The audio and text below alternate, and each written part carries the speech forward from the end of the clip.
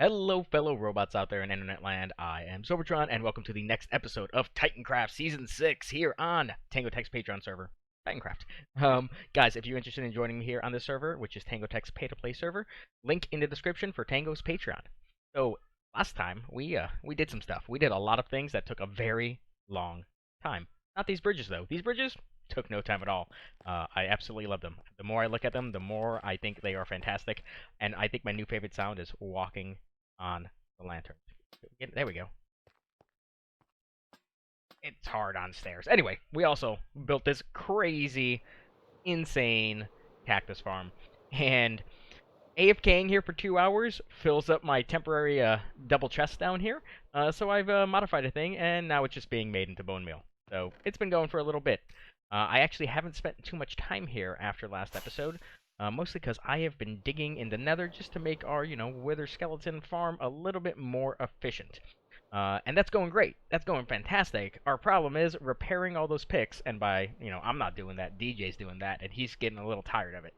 So in today's episode, we are going to try to help him out. We are going to take advantage of all this glorious cactus, and we are going to build a nice big smelter room, which is going to go over here. Me and Cash had a little planning session to kind of decide where we wanted to put things, and we figured this level, right in this wall, we're going to dig down a bit, and we're going to do a nice room back there. We're thinking 48 furnaces is what we're going to do. I don't really think we're going to need more than that. We probably will. I'm probably going to regret those words in a little bit. But first, before we do that, we have another issue to tackle. See, right now, we don't have a good supply of sugarcane. Right now, it's just kind of growing along the river near Sham's village.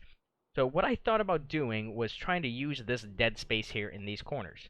So all 4 corners, we are going to put a small little cactus farm. And I've had our resident redstone wizard Nexus design me something very specific to this space. So I'm going to lay some stuff out for you guys, probably build the first layer of it just to show you how it works. Not really sure how the rates are going to work out, but I'm not too concerned about it. I just need something to where I don't need to go harvest it manually up top over there. I just want something that is going to keep on going while I'm here. We're not going for crazy, insane rates here. I'm not sure how many levels I'm even going to build it yet. At least 5, maybe 6. Who knows? We might go taller. I have no idea. I just know I'm going to build it right here and then in the other corners. So let me lay all that out, get the first level done, show you guys how it all works, and I will be back in a few moments. Getting the beginnings of our farm to this point. What was that? Getting our farm to this point. It's only taking me about 20 minutes, which is great because it's what the heck is happening? I'm getting like stuff thrown at me. It's only taking me about 15. Ah, there's the culprit, the DJ. um. Anyway, DJ aside, it only took me about 20 minutes, 25 minutes to get to this point, and I wanted to show you guys a little bit how this works. Nexus based this farm off of Tango's most recent 100% lossless farm. Now, not sure if this one's 100% lossless, just because of changes to the design to fit in this corner area. But basically, this is just going to keep on getting stacked on top of each other. And the cool thing is that we're going to feed the redstone signal down using observers pointing into these blocks here. So if we update this observer, it should trigger the pistons underneath. There we go. And it's just going to do that all the way around. It's going to cascade. Now, the one thing that is kind of a drawback is that it's not detecting the sugarcane growth. It's going to be based off of some kind of timer. The way Nexus designed it was there was a daylight sensor kind of in the middle, directly on top. But that'll serve us fine for now because we have, skylight access. But eventually, there's going to be a mountain on top of this place, guys. So that won't work. So we're going to have to come up with some other design in the future. But for now, that daylight sensor will absolutely work just fine. So what we're going to do is we're going to place a water bucket right here, which is going to cause this water to flow. And then we can place more sugarcane right, if I can grab the sugarcane, right here, which is great, And then at the next level, there's going to be more stained glass here. If I can, yeah, there we go. Boom. Bam. So when this row of sugarcane breaks, it's going to hit these panes, and it's going to end up in this water stream. Now, it may not make its way down in this water stream. It may end up in the water stream down below.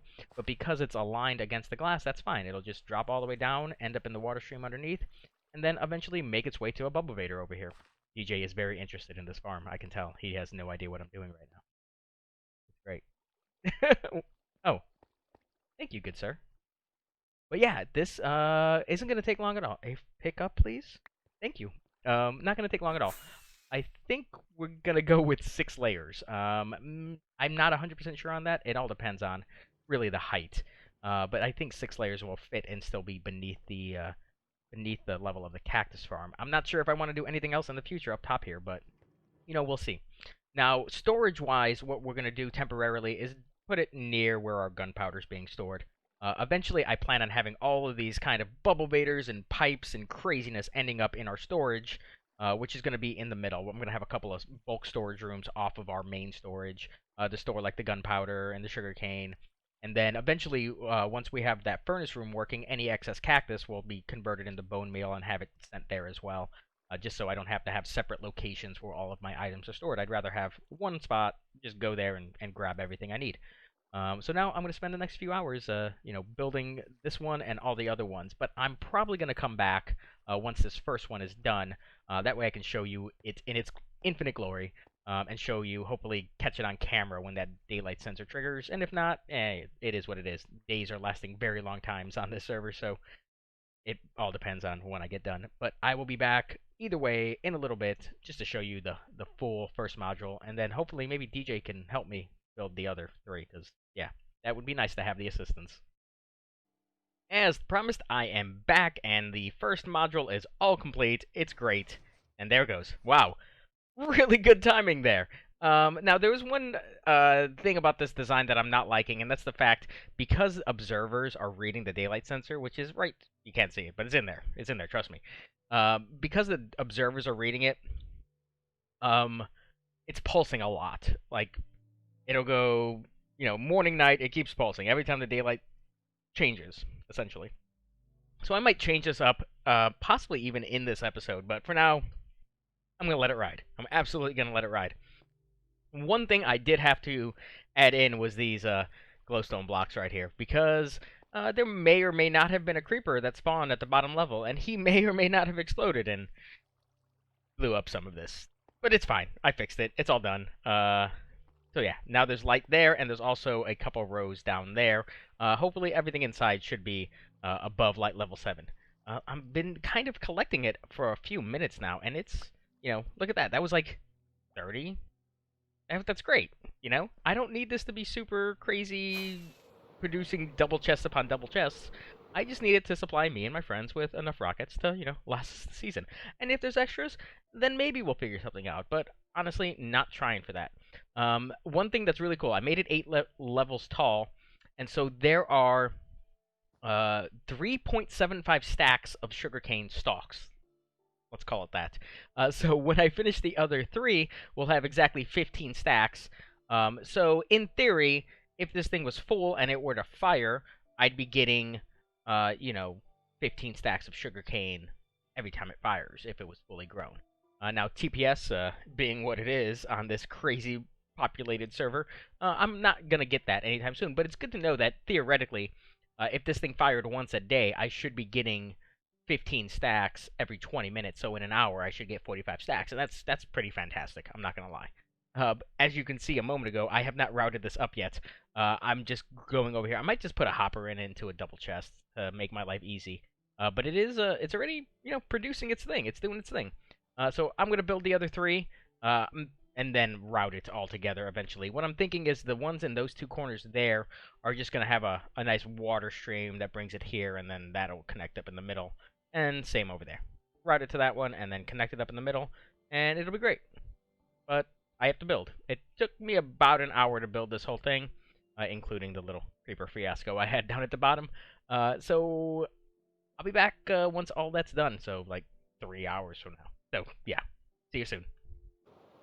All 4 of our sugarcane farms are now complete. Actually didn't take me long at all. Once I built that first one and I got the pattern down, about 45 minutes per. Honestly, the biggest hindrance was actually running back and forth to get more materials, because I kept running out of things, like observers and pistons. It took a lot of them. But as I was building this, I saw what the rates were going to be, and I did quite a bit of storage temporarily for this. And this is the results of 2 hours of AFKing. And I just checked it, and we've got over a double chest and a bit in the hopper, and it's still flowing in. This is everything I got while building it. And I even took some out, and some other people took some out to make more rockets, so yeah, this is going to be nice for us. Eventually, I'm probably going to have to hook this up to a composter too, because we're going to fill these up very, very quickly. Very, very quickly. But now I want to move on to our furnace XP farm. The other thing I did was I dug out a room. Well, me and DJ dug out a room.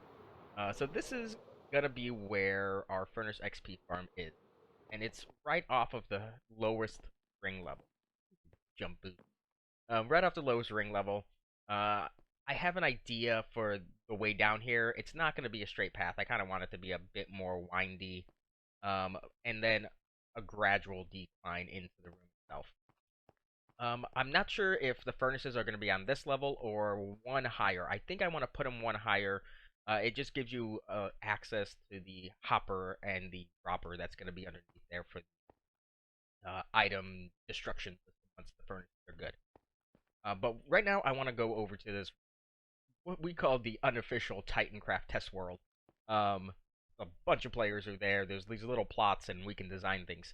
And Nexus has designed us a new uh, emptying system, let's call it that. And it's one-way tileable like most of these, but I want to show you side by side one of the more standard designs versus the one he has designed for us. So here we are in the test server that one of the players has made for the community to kind of use and do things. We're in Nexus's plot right now. You can see the sugarcane farm that he designed for us in about 10 minutes, which is working fantastically. But what I wanted to show you guys was these furnace XP farm setups. So in the middle here is the standard Il Mango one. The one on the far right we're not going to show off. That's the older design Nexus had.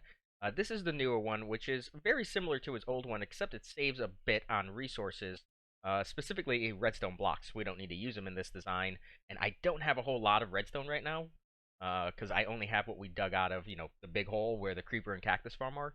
So anything I can save when it comes to redstone is fantastic. But other than that, it's relatively the same. Same amount of pistons, same amount of observers. I just don't need to use that redstone block. So I'm going to show you guys right now why this one is faster. It's, in my opinion, better. So I've preloaded in 2 stacks of green dye, and we're going to turn it on, and I'm going to talk for a bit.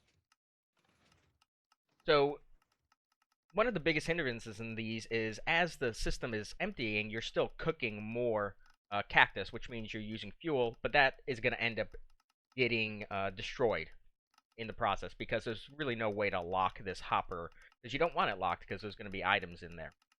So Nexus's design will spit out the items much quicker than this one. You'll see in a few seconds that this machine is going to shut off while this one is still running, and there it goes. And this was only 2 stacks, so the variance is going to increase greatly once there's 14? Yeah, because 9 plus 5, 14. So you can see that one took quite a bit longer than this one over here, and that wasn't even like a full-scale test. And ultimately, this is about saving us fuel. I'm not concerned about wasting the cactus, i.e. the green dye. I'm concerned about fuel because we don't have a good fuel solution right now. I've been buying fuel. I bought a ton of fuel. I placed an order for 50 shulkers of kelp blocks, and the first 10 shulkers were delivered to me today. So that's fantastic. I can start using that to fuel the thing. Eventually, we're probably going to end up building a kelp farm because bamboo ain't going to cut it for this thing. I'd have to build a massive bamboo farm to get the 48 furnaces fully fueled. So I'm going to head back over to Titancraft, and I'm going to build up all of these machines. And hopefully I can get everything wired up and working, and then we'll worry about decorating it after I finish all the technical bits. Now, I probably shouldn't be saying this, but I'm going to say it anyway. These projects, this episode, is going by so fast. Everything's been super smooth. No mistakes. There's been, like, no mistakes whatsoever this episode, and I'm going to knock on wood right now and hope it continues that trend. We built a sugarcane farm. That went up in less than 4 hours. Now, this only took 2-3 hours, maybe, at most. Things were just kind of falling in line and syncing up. I messed up earlier though in my counting. Who did this? Why is there stuff burning here? I'm gonna hurt Sham. I know it was him. I know 100% it was him. Anyway, I messed up in my counting earlier. For some reason, I thought there would be 48 furnaces, and there's 64, which is great. It makes math and counting easier. I'm gonna grab some cactus and put it in that furnace, because otherwise we're wasting fuel. I'm gonna hurt Sham something bad. That's more than enough. Ah, getting me all flustered now, Sham. There we go. Much better. Much more better. But yeah, I did the output for our cactus farm. It's now going up a bubble breeder behind that wall, coming up and splashing down. I don't have an input yet for the fuel, mostly because I don't have a kelp farm yet. And we're going to do that eventually, just not now. So we manually loaded in this back one, except for that one. That one's actually a bad example. There's 4 stacks in every furnace right now, and the access just went in here because we thought it made most sense to put it in the first furnace. But for now, I'm just gonna get busy decorating this place because it needs it. That's an eyesore. I don't know why I use green glass. I think it looks ridiculous now. But I've got ideas. I've got plans that involve lava, both a little lava fall, hopefully over here. I think I'm gonna try to get it to cascade over the top of that, so hopefully that all works out. I want these kind of 2 pillars on each of these sides that are going to arc over the top, and maybe another centrally located one. It'd be nice to have kind of a hollowed out room inside here where I can put some chokers of things that I want to enchant or repair and things like that, and I think that could look cool. But then, yeah, lava in the floor is another idea that I have. I think everything's going to branch off this lava fall. I'm going to try to build. We'll see what happens, and it's going to slowly kind of spider web its way out to the front of the room. I think it'll look pretty cool. But sometimes I can't translate what's in my mind into Minecraft, so we'll see what happens. But I'm gonna spend the next few hours, just building, designing, tearing down, rebuilding. We'll see what comes of it. Guys, I gotta let you know, recording this episode has probably been my favorite, definitely of the season coming back to Titancraft, but possibly just all around in general. Everything went so smooth. I gotta give a really big shout out to, my Redstone Wizard Nexus, because designing those farms that were super easy to build, all 4 of them down there, they are cranking through sugarcane like nobody's business. I put a little composter down there because we were just getting way too much. And then, designing our little mechanism for our Furnace XP farm. Now, I gotta say, decorating this thing did take a little bit of time. It probably took about 4 to 5 times longer than actually building the redstone bits inside. And I did, for now at least, make a design change for this tunnel. Initially, I was going to make it a little windy, but I might keep it straight for now at least. It just wasn't long enough to really get the effect I wanted. And the other thing is, I can fly in and out of this thing super easy now. Like, even just launching from the ground up there, it's at like the perfect angle to just whoop, zip on right out. But yeah, we got lots of blackstone, lots of basalt going on in here. I think it turned out well, but it took a while to get to this point. I just kept racking my brain really hard trying to figure out something that looked good. I started with just regular blackstone everywhere, and then slowly over time, I started incorporating other things with the basalt. I've got stairs in the floor and everything, and then I just started kind of randomizing where I put things. Now, I do have this little lava fall in the back here, which looks okay. I think I want to add in a couple more blocks and make it kind of jut out a bit more in certain places, but for now, it's fine. The thing that was really hard was coming up with like this module design here, and it's all random block placement. But it wasn't until I started playing around with the blackstone bricks that it really just came together. That one thing, after a couple hours of racking my brain trying to figure it out, just made the room come together really nicely. I envisioned this room as kind of like a natural cave that are, future city dwellers in the past that don't exist right now, but make sense in my brain. That, natural cave that they came in and made their own, and they just kind of put some work into it and made it look cool. And then, but still keeping some of that natural-ish cave feel to it. In regards to our furnaces, they are all good. Every single one of these furnaces that is off is ready to go, except for this last 8 here. And even these ones are nearing completion right now. Yeah, only 3.5 more stacks. What brick was that? That one. But the system in the back is not full yet. What I ended up doing was waiting for the chest behind this module to fill up, and then I would transfer 15 stacks out of each chest into the next kind of module or group here. So wait for it to fill up, transfer. Wait for it to fill up again, transfer. Just so I can get all of these going. And I did that to save on fuel mostly. I occasionally, if let's say these 8 were done or nearing done, occasionally some cactus would end up in here, and then you would waste, you know, a couple ticks of fuel. Which right now I kind of need what fuel I got. Um, but right now they're all filling up slowly over time. All of these chests behind the walls here are filling up. I think last time I checked, it was behind this third one here. It's gonna take a little bit of time. But for right now, I have this sign up to let my friends know not to use it, because I really want all of that cactus to fill up every single one of these slices. And it's a lot. There's a lot of cactus that needs to go in there. It's like 37 stacks of cactus per slice need to go in there before this place is operational. But yeah, it's gonna get done slowly over time. But this room is gonna really help us out for XP in the future. We no longer really have to rely on our trading hall in the village over there. And yeah, this place, it was needed for so long, and I finally super happy that I got to it. And like I said earlier, I absolutely loved this episode. It was fantastic, and I hope you guys loved it as much as I did, because it was really, really great. Everything just worked out really well for me. But yeah, stay tuned for all the future endeavors we have in store for this season. And until next time, you guys have a good one.